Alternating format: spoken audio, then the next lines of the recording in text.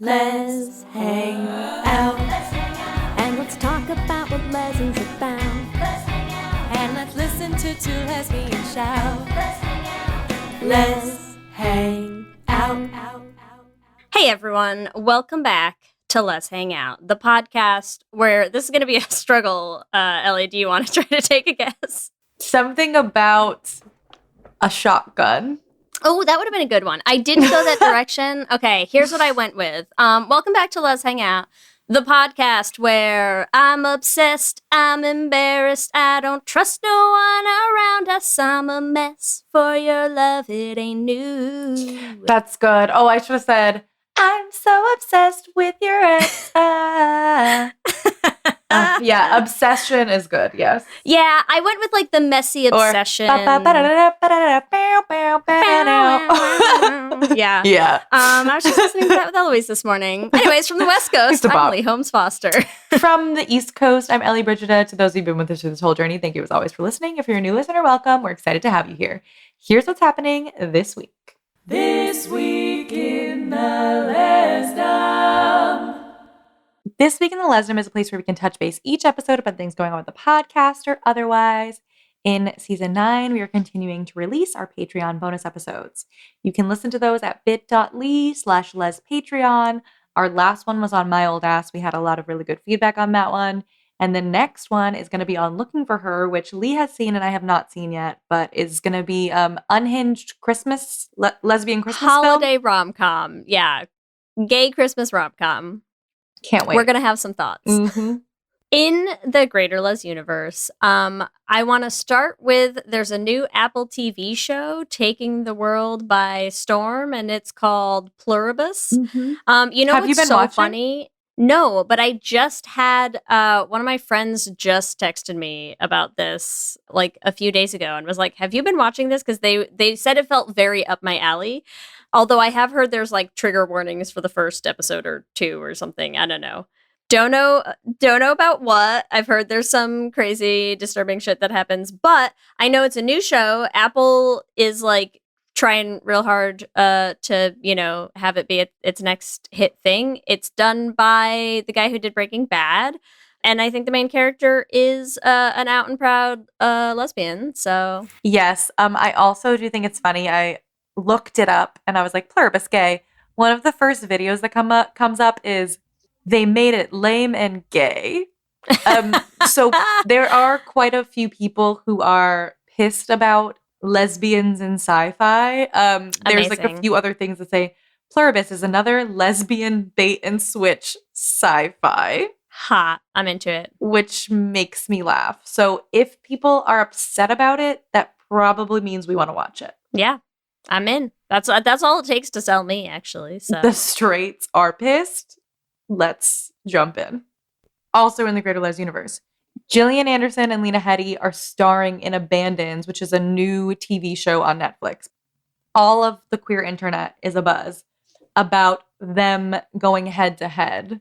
They're like these two rival matriarchs, it seems like, who are like, all of the queers are hoping they're going to be enemies to lovers. And I just feel like Gillian Anderson and Lena Headey is like lesbian kryptonite. So whoever cast this freaking show, they knew exactly what they were doing, putting these two opposite each other. listen, also in the Greater Lez universe, I need you to know, if anyone else watches Coach Jackie on TikTok, on Instagram, on whatever, you may have seen that Lily Zhang just became the first woman to ever top the Major League Table Tennis Power Rankings, which is a Sick. big deal in and of itself. But also, you should go look up Coach Jackie's post on this, because she does this way more, you know, justice than I will ever hope to in the short amount of time I'm going to say it. But her life is a lesbian rom-com with her girlfriend, and they're super, super cute. And I'm sold. Someone make this movie with their story, and it's adorable, and I want it. And yeah, she's gay and a table tennis rock star, and I'm into it. Playing table tennis and tonsil tennis with women. Hot. That's the tagline. Well, that's what's happening this week. Back to you, Ellie and Leigh. Thanks, Ellie and Leigh, and we are so excited to bring you episode 9 of season 9. It's Hunting Wives Dive. We're going deep on our thoughts today. deeper and deeper and deeper. Way down. This is very exciting to me because people were asking us in our Discord chat. Mhm. People were asking, like personal friends had texted me being like, you're talking about Hunting Wives, right? And I feel like it's tough to get you to have time to watch a I know. series. Everyone has had to wait while I watched this freaking show, okay? And I apologize, everyone. It takes me a long time. My point is, we didn't wait that long, Leigh. It's 2025. I did great. It is still 2025. You watched it. Like, I feel like... Well, to be fair, when is this coming out? We are recording this in the tail end of 2025. Is it coming out in 2025? I don't know. What year is it, everyone? You tell us, okay? I think it would be like 3 years from now when we finally get around to it. I feel like we're doing great. Yeah. No, this is very timely. We are with the times. We are as so with the much as times. we could ever hope to be with my life. So you're welcome, everyone, because woof.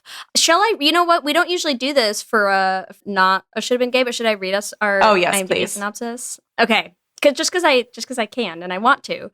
IMDb synopsis for The Hunting Wives is as follows. Sophie O'Neill moves to deep East Texas and succumbs to socialite Margo's charms. Her life is soon consumed by obsession, seduction, and murder. Wow. I mean, true. What would it doesn't even have to be a gay synopsis. What would your synopsis for the show be, Ellie? I feel like it would be, it's Margo's world and we're all living in it.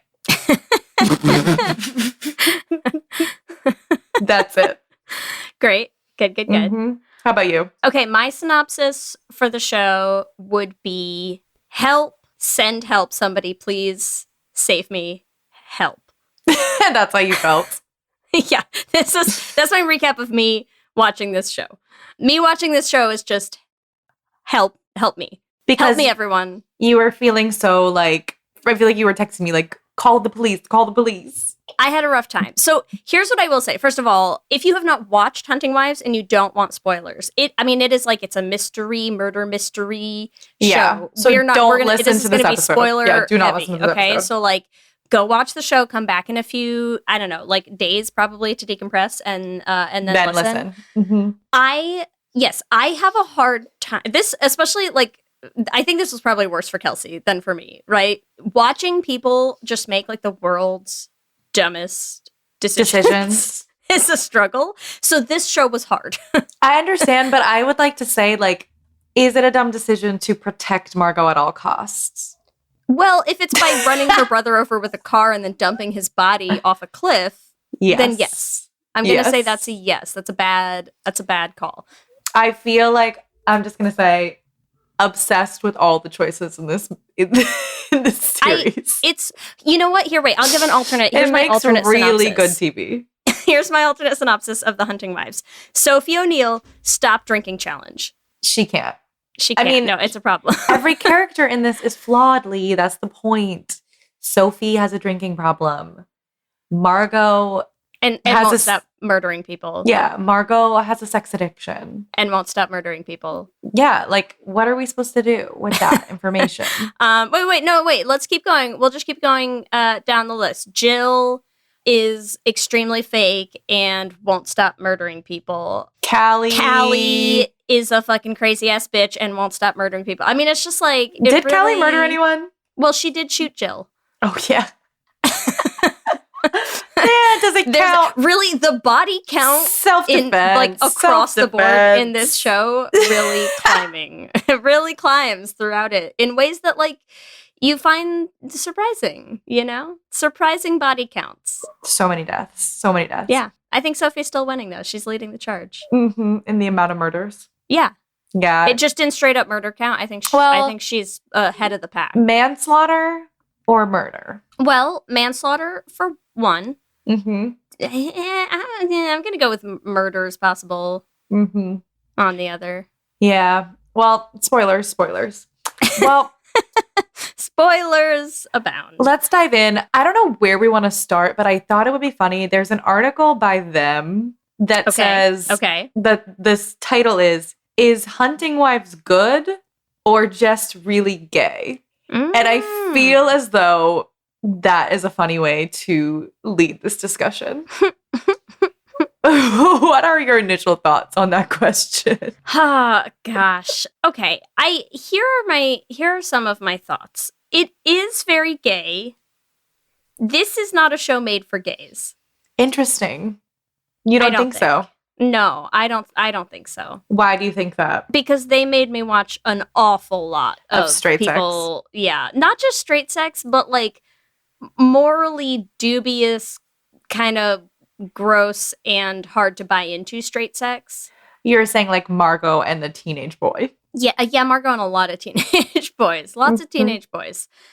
That just doesn't feel gay to me. All the Jed stuff, that's not for me. That wasn't for me. Oh, you didn't like the pegging. No, that's not the pegging. The pegging is Callie and her husband, Sheriff, what's his name? Johnny. No, Jed, just like Jed is Sophie's husband.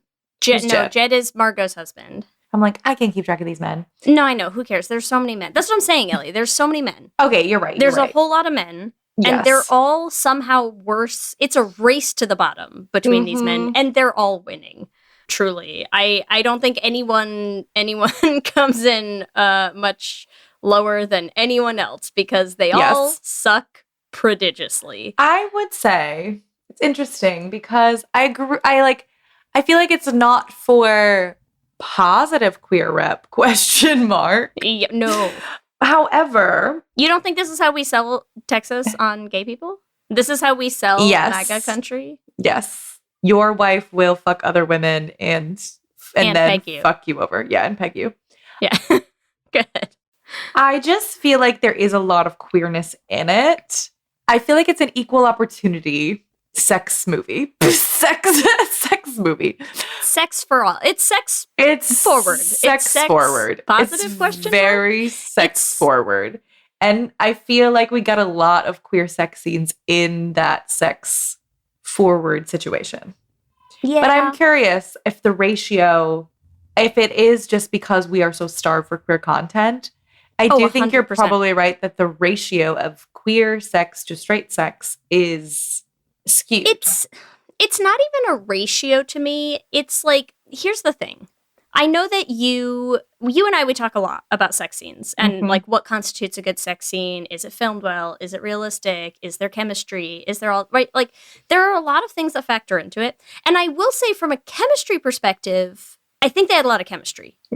Like this cast across the board, I think they all had good chemistry with each other. And yet I was into none of it. Interesting. Like, I think for me, if a sex scene, sort of the whole time I'm watching it, it's just me going like, ugh. It drops many rankings for me. And overall, many of the sex scenes in this show left me wanting to like take a shower and wash it away. Wait, is it because you don't buy into the Sophie Margo or the actual acts they were doing in the sex scene? No, the acts were fine. That's what I'm saying. It's like, okay, so it's because you are choreography, chemistry into it, but the two of them as characters and the way they kept getting into their sex scenes, I'd just be like, bleh, no. Yeah. Don't do that. I don't like it. I don't actually want this. Like, you're both attractive and like you seem very into what you're doing. I'm not into this anymore. I've already checked out. That's so funny. I feel like I was super into it, but I'm like, you're saying you're out of it because they're toxic characters, and I'm like, I don't care how they get into the having sex. Like, just put that scene in like a YouTube clip. Like, yeah, I'd watch it. Here's what I would say. I feel like if I had never watched the show and I was just watching the sex scenes, they would work for me. That makes sense. And you know what else is funny? It's not even just a toxic character thing. I am behind plenty of toxic characters, right? Like we love a toxic anti-hero kind of character. We're into that, right? Like give me the villanelles, give me the whatever. I don't even care how much you murder. Do all the murders.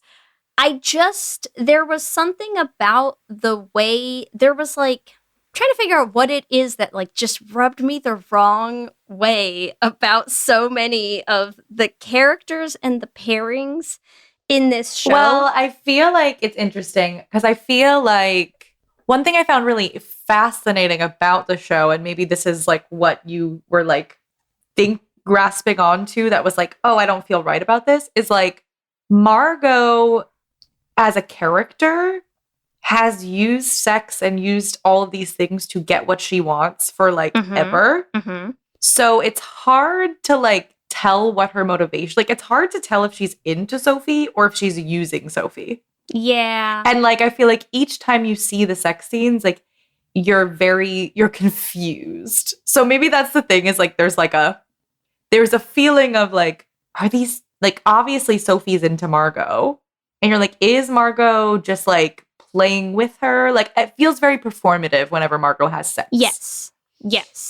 So, it is extremely performative. Yeah. I think you're onto something here. I think you're really, as we tease apart why, like, I did not like Margo as a character. And I think maybe that's part of it, is it's like, Sophie's a deeply flawed character, right? And I can totally get behind wanting Sophie to end up with someone who is not her absolute white bread husband. I mean, he is just... Graham is forgettable and terrible in every way possible. Like, I'm all for cheat on that man, sure. But I feel like there's something that's a little not quite there for me with Margo. Like, if this was like hey, we're having this secret relationship and your husband can't know, and Callie can't know because she's incredibly jealous and crazy and owns a lot of guns, but like, we're gonna find ways to make it work. Like, maybe Margo, always there's just something about her, like the way she looks at people, the way she talks to people, that I'm just like, no. Yeah. I don't like it. It's all disingenuous, like but I feel like, how do you pronounce it? Is it Malin Akerman? I think so, yeah. I feel like Malin Akerman did a great job with Margo, because I can agree. Like, I think that's sort of the point of the character. Like, I feel like she did 100%. such like a perfect acting job of like that fine line between like, she's fully sleeping with these people. Like, you see her like fully interacting, like, and you can see why somebody who was in that moment with her would think she was in it and invested. And you also are like, as an audience member, feeling similar feelings to the people that she's sleeping with. At least for me, I was like, as an audience member, I'm like, I'm trying to read her the whole time. And to me, that was an enjoyable viewing experience, even though it's like deeply uncomfortable to be like, I don't know if you're lying. Like, every single scene you're in, I don't know if you're lying or not. I think the problem is I assumed yes, and I was right 100%. Yes. Well, but then okay, so let's maybe dive into like their relationship from like top to bottom, right? Because it is crazy the way that they set it up, where like pretty much from the first moment they met in the bathroom, it was like orchestrated. Like, Margo is so intentional about like every move that she makes in regards to Sophie. Like, they meet in the bathroom and she's like fully like half clothed, right? And she's like, I don't care if you're in here. Like, all good. Wait, I forgot. How does she figure out she was pregnant? She figures out she's pregnant because she couldn't use tampons at the time. Yes, just pads. Right? Yeah, the denouement... The whole explanation, I'm like, honestly, I'm struggling to even remember what the fuck actually happened in this show, because it was sort of besides the point. Yes, right? I mean, well, that's the thing. And there were so many things going on. As a queer audience, like, I was just focused on the Sophie and Margo of it all. But yeah, it's like weaved into like the Margo's husband is running for election. And so there's that whole plot line. And then you have Margo, who is sleeping with high schoolers because she, what the hell? And like is in an open relationship with her husband, but basically it's like open only to women, question mark? Like written for the queers, question mark, right? Problematic situation there anyways. Yeah. It's like, you can do whatever you want, I can do whatever I want, but you can only sleep with women and I can only sleep with women, right? just don't do anything stupid like get pregnant with a teenage boy's baby. Then she fully like gets pregnant with this teenage boy's baby.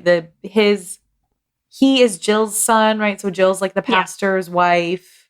So the like pastor's son is the one who got her pregnant and who is like basically fucking around also with his girlfriend at the time. Then I feel like it all revolves around Margo not wanting people to know that she was pregnant with this boy's baby. Like, that's how people get killed. And not wanting, right? Like, I think the whole thing was Abby seeing them all together or something. Mm-hmm. Well, yeah, and because Abby also realized, because Abby found out from that freaking youth pastor, who also was creepy as fuck. Yes, that she'd had an abortion. Because she was like, I didn't have an abortion, so someone else must have had an abortion. Then she realizes that Margo's the one who had the abortion, and she's calling her. She's going to confront her. And that's when Sophie kills Abby. Margo kills I was Abby. like, who the hell killed her? Okay. Who killed who? Here, let's do a rundown. Ready? Okay. Margo killed Abby in the woods. Jill killed Star, Abby's mom, in her kitchen. Callie killed Jill, also in Jill's kitchen, because Jill was about to straight up murder them as well. Then Sophie ran Kyle over with her car. Mm-hmm. I think that's all the murders. Okay, so that's all the murders. Lots of murders. Lots of murders. All because there was reaction. A lot going on. And Pastor Pete shot himself in the head. Yes. Lots of death. Lots of people getting shot. But I feel like all triggered by the fact that Margo slept with a high school boy. And so here's the thing. So the first thing, in terms of if we're going to talk about, like, is this show made for the gays or not? I do not think any dyke is out here being like, yeah, you know what I want to see is a grown-ass woman fucking an 18-year-old boy. Yes, true. That, not high on my list of things where I'm like, hot. Ooh, yeah, hot stuff. Requires me, to believe a couple things that I try not consciously to really think about too much. One of them being the fact that women would want to sleep with men in a general sense. In general, yeah. And then that they would want to sleep with this, like, weird... Off the bat, hard sell. Yes. Hard sell for me to buy into. So if I'm going to try to buy into, like, okay, maybe you want to sleep with men, why would you pick, like, this little shit-stainy twerp of a man who, like, cannot possibly be that good in bed? I mean, I'm sorry. He's 18 years old. Like... Correct. I feel like that's a thing, too, with, like, a lot of these. I was having a really hard time with that piece of it. I always do. Like, there was a TV show called, I think, like, Teacher, where they did already this. Sounds like I'm not going to like this. Yeah, where it was, like, you know, older woman with the young boy, and they sort of explored the, like, it feels like a lot of the times when they use these in movies or TV shows, it's like, yeah, like, I'm a cool young dude who fucked a hot old woman, right? Yeah. And it's just, like, so messed up on all levels, right? It's like, it made me feel really uncomfortable because it's like, it's predatory. Like, it's predatory. It's also just, like, it's clearly made up to begin with because, like, the actor playing Brad is 25 years old. Yes. No one would really want to see a woman Margo's age with an 18-year-old boy. Like, yes, that's a child, right? Like, yes. it already is, like, straining a lot for me. Yes. And then you're watching scenes where I'm like, oh, yeah, it's like Sophie walks up while he's going down on her, and Margo's like, again, like, the very performative. It's yeah, like I mean, she sex, literally looks, you know, she can look directly at Sophie while it's happening. Yes. So, yeah. She's and not it's in like it. Porny in that way that it's like, this is why women don't watch porn, because it's not good. And I'm also just like, I'm sorry, you're gonna really be hard pressed to convince me that an 18-year-old is doing anything worthwhile down there. Like, that's not, come on, you know. Correct. So I was like, there's a lot of that. There's a lot of really predatory, creepy men that I was not into. Yes, Pastor Pete being, I think it's also like, Pastor Pete was the worst. The second he shows up with that hat, you're just like, you know it. Oh no. I'm like, you are committing some sex crimes somewhere in this show, aren't you? I can tell because of your hat. Yes, I can tell because of your hair and hat. That's a sex crimes hat waiting to happen right there, you know? And we were correct. I do feel like it's interesting. It's like, these are like conservatives written by liberals as well. Like I was like, I can't imagine I'm like a conservative watching this and being like, what? Yeah. Like, but for me, I was eating it up. Like I was like just like exposing the hypocrisy of everyone in this community, right? It's like you have the pastor who knew that Pastor Pete had prior sex crimes and still was like, I will like he deserves a second chance. Like, and you put him in the same space as youth, knowing that about him. Yeah. Like that was deeply unsettling. And just like the rampant, like open sexuality, but in a way that like felt very predatory, toxic, like the hypocrisy of the like Jills of the world as well. Just like not knowing their son is doing really bad things, you know? It was interesting to watch, like the gay sheriff, you know? Yeah, is he gay or does he just like getting pegged? I mean, he's for sure gay. They were insinuating it so deeply that he was fucking that other Lavender guy. marriage. Yeah, they insinuated it so specifically that he was sleeping with someone at the sheriff's office. And it made it made it so much more obvious with the pegging scene. Like, they're for sure in a lavender marriage.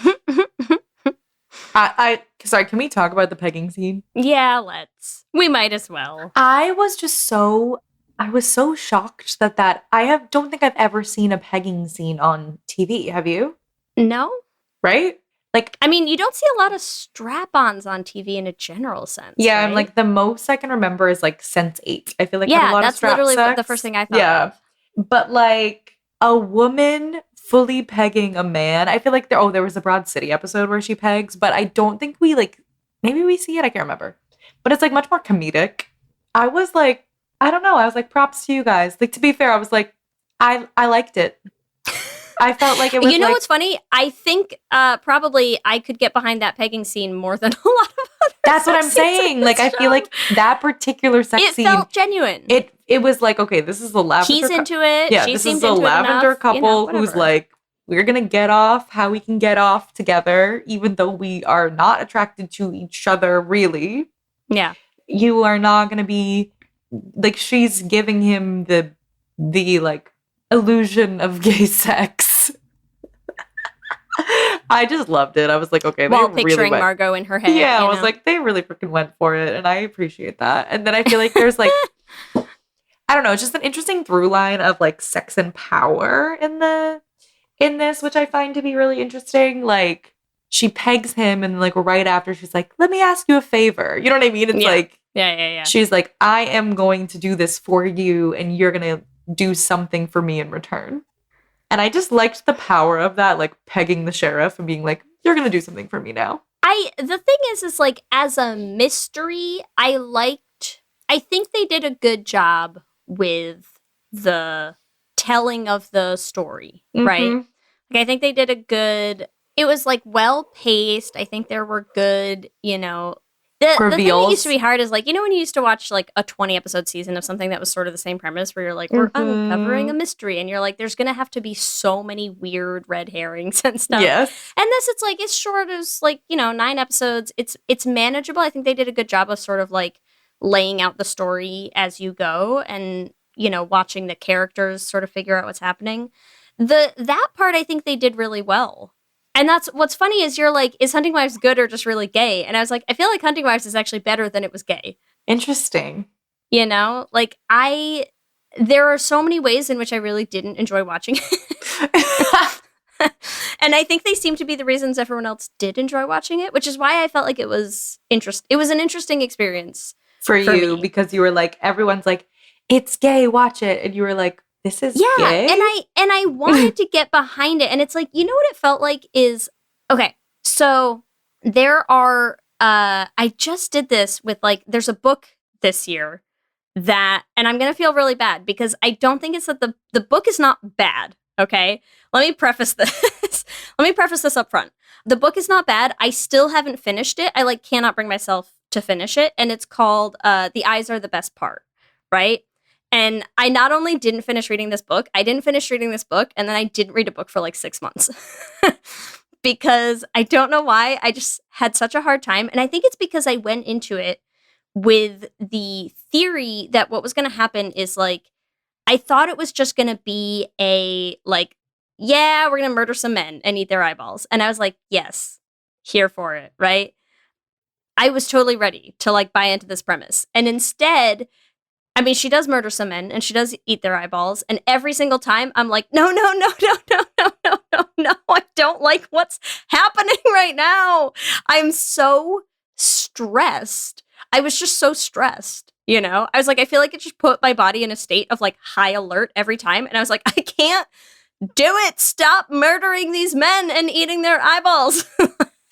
Yeah, so for you were like, stop having sex with that teenage boy. Stop having sex with that teenage boy. Literally, for Sophie, you're just like, Sophie, stop drinking. Mm-hmm. Stop drinking. It's clearly not bringing anything good into your life. And I think it's just, maybe it's just because I'm like, you have a child and like, you're clearly not doing so hot in life right now. Like, you gotta do better. Well, you gotta step up, Mom. You gotta get some of your life under control. And instead, she's like, I will get drunk, fuck Margo again, and then kill someone. And you're like, what is happening right now? And why is this what you thought was gonna lead to better things in your life? And it just stressed me out. And like, the world is bad enough right now, Ellie. I don't need more It's stress. okay. I get it. It is a stressful show. I will say, like I said, I feel like it's the point, but I understand that it was stressful to watch. It was stressful. And like, I feel like that. What does it tell you that it was like literally one book that sort of made me feel the same way? I was just like, I felt like Joey. I'm like, shut it, put it in the freezer. Don't think about it again.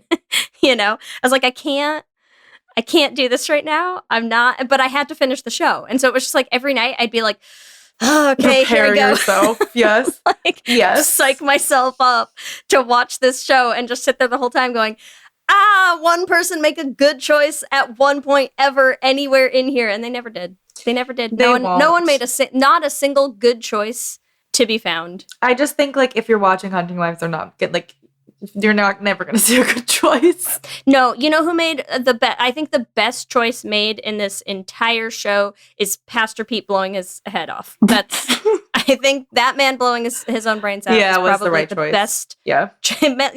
Right call. Right call, Yeah. Pastor Pete. Nothing good was coming for you. This was probably better, you know? Mm-hmm. Yeah, that was it. That's the best choice you're going to see in the show. And I just feel like people should know that. I just think it's important that everyone knows going in. Nothing good's going to happen. Nothing good happens. And I don't think that's the point. It's a show of nothing good happening. Yes. I also think, like, the point also is that Sophie is an alcoholic. So I don't feel like she has, like, control over her choices, which I feel like is also the point. Like, a lot of them you feel like it should be, like, make a good choice. And a lot of them just feel, like, completely out of control of their choices, right? Like, Margo, I feel like, feels a bit out of control about her choices because she's like running so desperately away from her past. Mm-hmm. But it is interesting because you're like, okay, girl, you've got it. So like, why are you sabotaging? It's a very self-sabotaging cast of characters. Hold that thought, because I think we should take a quick break. But because I have a lot I want to say in this direction. I think we're gonna bounce off from here to a whole thing. So let's take a break, hear from some sponsors, be right back, dive into this. Yeah, I feel as though every character is self-sabotaging in this in a way that's like very stressful. I agree. But like Margo, it's like all you ever wanted was like financial security, safety. You've got it, girl. Like you're here, your husband has given you like sort of free reign to fuck around. And you still are making choices that you know will blow your life up. Yeah. And I do feel like it's the same with Sophie. Here's the thing. You're still making choices that are going to blow your life up. Here's what I actually think is interesting about this whole thing to me. And maybe here's what I had a hard time with in this show. Is like we were saying before, there are so many toxic characters that I can get totally behind, right? It is not an issue for me of having complicated, complex, people doing bad things, you know. The morality of your choices is not the point here, okay? What I think is hard is the thought process that all of these people had making these choices was bad for me. Was bad. Because, like, let's watch Killing Eve, right? And you see Villanelle. And I'm like, Villanelle is a character who just straight up murders so many people, right? But I feel like every time you watch Villanelle make a choice, you're like, yep, I get it. I get why you did that. I get why you're making the choice you're making. I get what's happening. I understand the motivation, and I see why you would make that choice, right? And then you watch Margo. Then you watch Margo, like, with this sleazy smile, like, kind of just doing stuff because she can, it feels like, right? Yes, but I feel like that's she's the point of it. She's not doing it for any reason. No. That's what I think is crazy about it. Well, I do think that the interesting part is, like, I do feel like it's an interesting examination of the human condition. Because it's giving, like... Yeah, it's basically like Nietzsche, right? Hunting Wives. It's yes, basically. It's deep philosophy. I'm saying, like, you know, like, where you'll anecdotally, it's like you'll hear of, like, someone who's in a poly relationship, and it's like, okay, there's very specific boundaries, and it's like, okay, so you were not okay with monogamy because it was too constricting, right? You opened up your relationship with very specific boundaries. It'd be like, okay, like, let's open it up, but you just can't sleep with your friends, okay? Like, this is like, right. I just don't want you sleeping with your friends because, like, we're all friends in a group, and, like, I just don't, like, you know, find strangers, okay? And this person is like, no, but I want my friend, right? It's like, I feel like it's very, like, human nature of, like, she just loves to push the boundaries of what she can and cannot get away with, and has done it for so long and has gotten away with a lot of shit that, like, the repercussions of her actions have not, like, sat with her. I don't know. I feel like it is deeply unsettling, and I also think it makes sense. Like, it's her character. It you know does what I mean? Make sense. It doesn't make me like her. Yeah, I don't think you're supposed to like her. It's like, I know, but I have a hard time. You think people do like her? I think some people do like her because she's hot. That's it. Yes. Yeah. Yes. I think people like that she's hot, and I think people like that she's hot and... bi. Well, I don't even think it's the bi of it. I think it's that she's hot and forward. Mm-hmm. Right? Because I mean, let's be honest. Lesbians, they're all out here being like, oh, I mean, I don't know. Like, we've been living together for 3 months, but do you think she might like me? So it's like, the idea that you have a hot woman who's just like, I'm topless and telling you I want to fuck you. And it's like, oh, it's so clear and helpful. Thank you. Right? Mm-hmm. Like, I get the allure of that in a certain way, but I don't like Margo at all. And so when you're watching Sophie, like, do I want Sophie to realize that she is gay and her absolute, like, milquetoast forgettable husband is just dragging her down? Yeah, absolutely. He's the worst. Leave that man. Mm-hmm. Find a nice woman. But I'm like, literally anybody, like, I could watch Sophie go for anybody else and be like, that makes sense. Sophie and Callie? Makes sense. I could see Sophie and Callie. I could get behind it. Let's talk about Callie, because we haven't really talked that much about Callie, and I just feel like Callie's a great character. Callie is a great fucking character. I love Callie. Callie's fucking batshit crazy. Every time she opens her mouth, I'm like, oh no, girl. Oh no, you're insane. Like, you are clinically insane and, like, borderline, like, dangerously obsessed, right? Fucking love her. Because, like, because everything she does makes sense. Yes. It makes sense. It's like, and I'm like, I see why. You're like, you would drive over anybody in that city with your car to get to Margo. That makes perfect sense. I see it. You're like a crazy fucking bitch and you're obsessed. She's in love with her best friend, right? It's like, we've blown it to like crazy proportions that she's in love with her best friend. Her best friend's like, we can't be together. And she's like, that's okay. Like, I'll still love you. And, like, I'll do anything for you. Like, Margo has her wrapped around her fucking finger. Yes. And it's It's crazy. Hilarious yeah, and it's great. pathological. And it's it is hilarious and great. But I feel like Callie has a certain sense of like ownership over herself and her obsession, right? Whereas like Sophie, it always sort of feels like it's happening to her in a weird way that like she's feels completely weird. Like somehow, out of control of it. Yeah. Sophie's attraction to Margo is this thing that she never really like claims. Do you know what I mean? In a way that bothers me. I'm Because like, you just that, own girl. it. Like yeah, just own it. the choices you're making and don't let them happen to you. Is like what Own what? the choices and like own it in a like. There's a certain, it's not even like naivete about it. There's a certain way in which Sophie is kind of always just like, oh? Yeah, like, I can't this is believe hot this now? Yeah, like, I can't believe this happened. It's like she fully went there wanting to fuck her. And she's like, I don't know how. I fell in, like, I got super drunk and, like, somehow I fell in bed with these 4 people. Like, somehow my tongue's inside of you. And you're like, what the fuck are you talking about? Like, yeah, whereas Callie would be like, I will literally shove this boy off a pier on my way to Margo. And just like, I don't know why. I feel like that to me is so much better. She's got conviction. So much better. But like I said, I really enjoy it for the TV show though. Like I do feel like there is this uncontrollable nature of the Sophie Margo situation. And I think that's the point. Like it's like very volatile and like it feels very out of control. And like, that's the point that like, it got so out of control that there was no way that someone wasn't going to get murdered. Like, like it just like spiraled so crazy to the point where you're like, how did this happen? Like, yes, it doesn't feel intentional. And I think that's like the point of the swirl. I guess, but I also think it's frustrating because the truth of the matter is, I really feel like if Sophie had just owned a single choice or like made a single better one, like they could have gotten away with a lot of shit, Yeah, that you're saying they could have gotten away with their love affair and no one would have to get murdered. Yeah.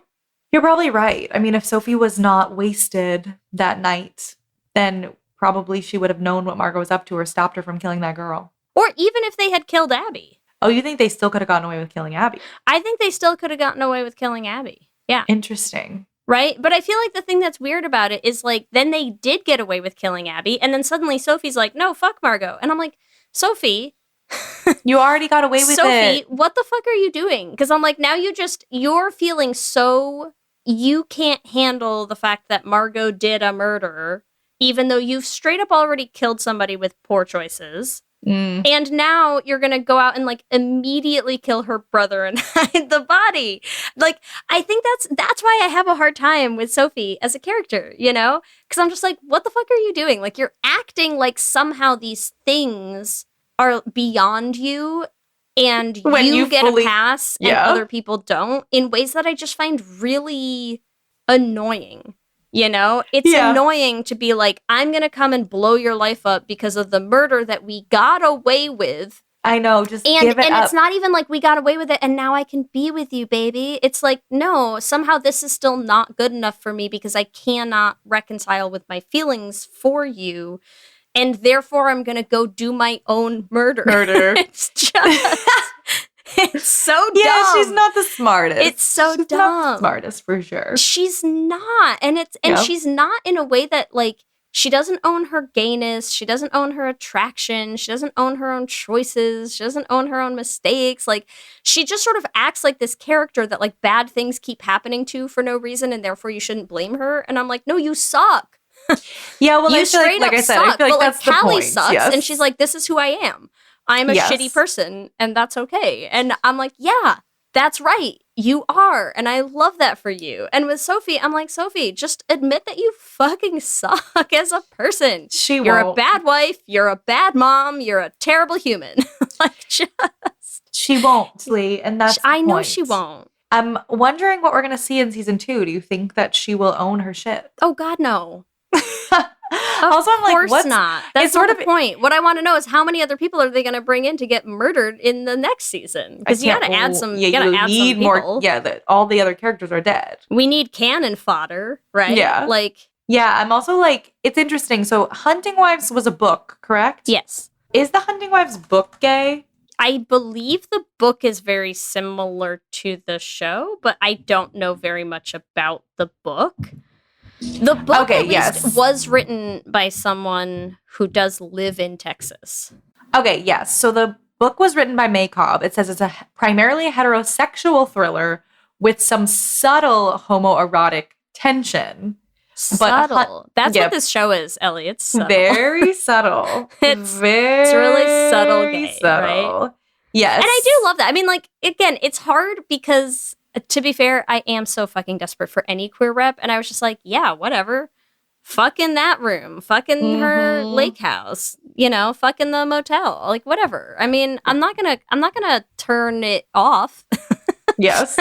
I'm gonna hate watch it in some ways because it made me deeply uncomfortable, but you're still like, yay. And I don't like that that's where we're at, you know? So I'll give them that. I mean, I'm curious how it's different from the book. And yeah, I don't think you need to read the book. I mean, I was just reading a Reddit thread where people said, don't read the book. It feels like it's written by a straight person. Like if you watch the TV show and then you want to read the book, like just don't.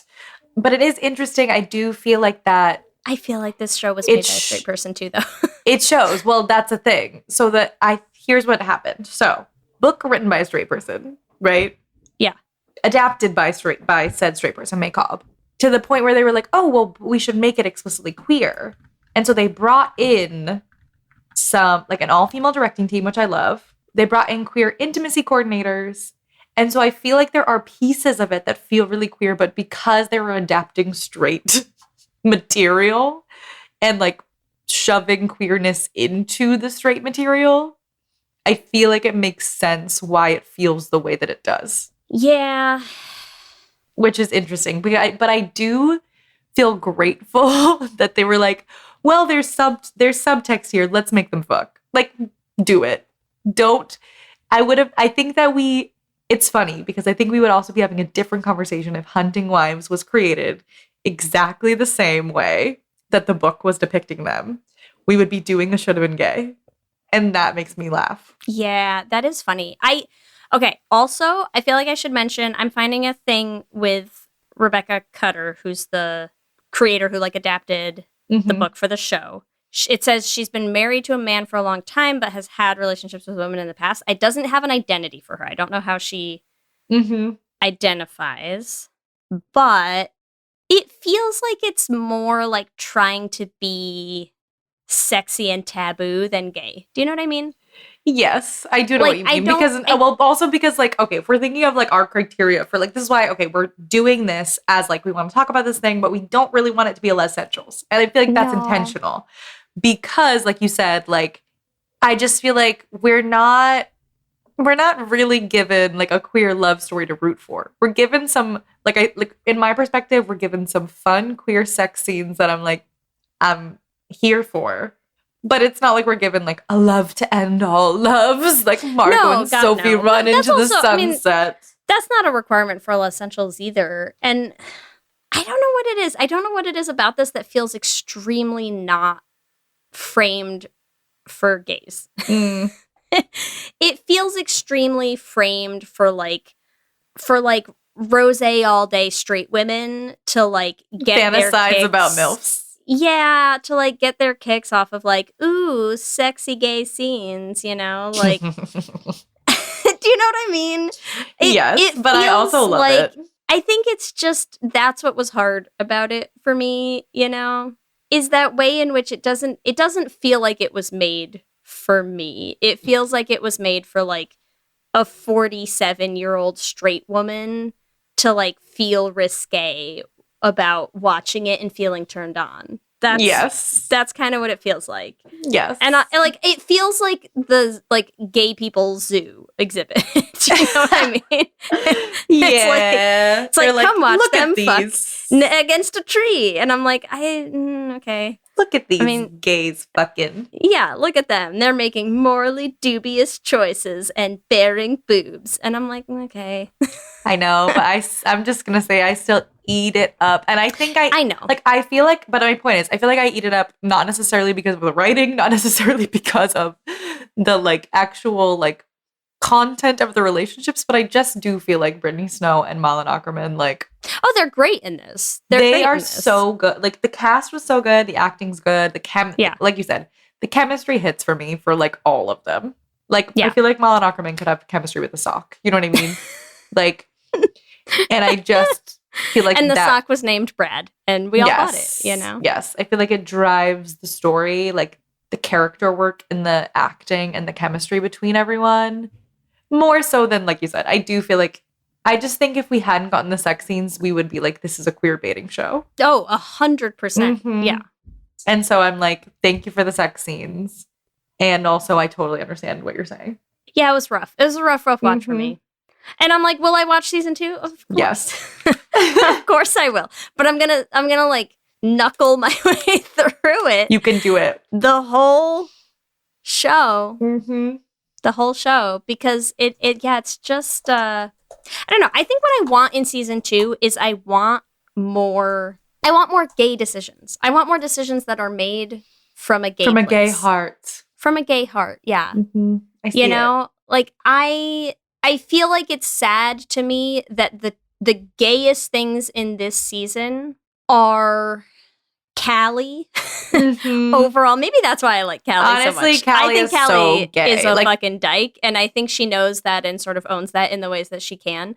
And I that resonates for me. Like Callie, I'm behind, even though like as a character in the show, she's fucking awful. I mean, she's an absolute like crazy person, but she feels gay. And then the second gayest thing in this show to me was whoever Sophie's roommate was. Oh yeah, I did like the roommate situation. I was Right? like, I was like, alright. that felt gay. That felt like a Mhm. gay story to me. They really and threw then, that in and there. then Graham walks in, and I'm like, fuck out of here, Graham. Stupid. You I know. suck.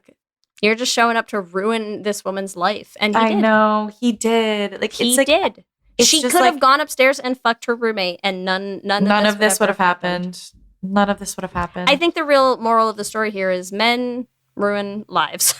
yes, and fuck your Men roommate. just be out here ruining lesbians' lives, you know? Fuck your roommate when you have the chance. Yeah. Maybe Yeah. it is a PSA. Actually, I take it back. Great show. It is definitely Great like, show on the dangers of men. yeah, there's a lot of warnings in this show for sure. For sure. Anything Not else? women making questionable choices. No, The all only the men. questionable choice was marrying Men. a man. Yes, that's it. Anything else you want to talk about the show before we dive into our Q&A? I would deeply, deeply love to be a fly on the wall in some of the houses that probably are like far more conservative that started watching this and then Mhm. immediately were like, this is not. I just wonder. This is not what I wanted. I was thinking about that so much. I'm like, they were not watching this show. If they were, that would be fucking hilarious. Yeah. Yeah, I was like, it's not for them. But wouldn't it be great to watch them at a screening? Like, wouldn't... Oh, yes. I think that's what actually season 2 should be. Season 2 should actually be a documentary of getting to watch deep, conservative, red Texas families like watch this show. Hunting Wives, yeah. Yeah. I agree. All right, well, let's head into our Q&A. Are you ready? I'm ready, Ellie. Hit me. And gay. Here we go. Question number 1. Who is the gayest hunting wife? A. Margo, B. Jill, C. Sophie, or D. Callie? It's Callie, and it's not even a question. I know. She's a big Lez. Just like Callie. Someday, Callie is going to be in a pride parade somewhere having the best fucking time, you know? Okay, question 2, Ellie. Is Hunting Wives good or just really gay? Your choices are A, good but not gay. B, good and gay. C, not good but gay. Or D, not good and not gay. Okay, for me, I really think B, good and gay. That's fair. That's fair. my take. Yes. Question number 3, Leigh. Have you ever shot a firearm? A, yes, or B, no? Yes, I have. I have When? not killed anyone. Just for litigation purposes. When have you shot a firearm? Did you go hunting? We went to a shooting range with my coworkers a long time Interesting. ago. And yeah, and I have to say I've done it once and my immediate take is like, yeah, people shouldn't have these. Yeah. This feels deeply unnecessary and wrong for anyone to have. Yeah, what about you? I feel like it's quite scary. I have never shot a firearm. I'm really scared of them. Same thing. Like, I just feel like I don't want to. I'm Yeah. scared. I think that's fair. It's not something that I feel like I want to do. I feel like there have been moments where in moments where their politics are getting fucking crazy, there's a fear to be like, well, should we have like a small firearm to protect ourselves? No. And I'm like, nah, No. like I can't. And also like I was like, well, should I Buy figure like out a nice crossbow or something. or should I figure out you like know? how to shoot a firearm just to be safe? Like, is it better to know? Like, I feel like I know people who feel like they don't want one, but they're like, they might feel better if they like knew how to use one. Yeah. Just yeah, that feels fair. But like to me, it's a little scary, and I just don't. So you're don't not wanna be going near hunting anytime soon? No, and like especially not. And like I could not shoot an animal either. Like I would cry. I think you Like, would. If I've I almost can see that. sometimes like if I hit like if you like almost hit an animal like when you're driving, I will have to stop and be like, oh my god, I almost killed something. Like I almost took a life. You know? She's a lover, not a killer, everyone. Yeah, no, not for me. Not for me. Okay, question 4, Ellie. Which man won the race to the bottom out of A, Jed, B, Brad, C, Graham, or D, Pastor Pete? It's got to be Pastor Pete. That man was creepy as fuck. Yeah, he was I awful. could not with him. No, it made me like. I also feel like there's actually most of the men in this are interesting because they're all like obviously shitty, Mm-hmm. and I feel like they're shitty in the ways that are like very deceptive. Yeah. Like Graham is giving, I'm a good guy, and you're like, you fucking suck. You know what I mean? It's like the good guy archetype. Support your wife one time. Yeah, it's like the good guy archetype. It's the like religious man archetype, right? It's like the externally quote unquote good. Yeah.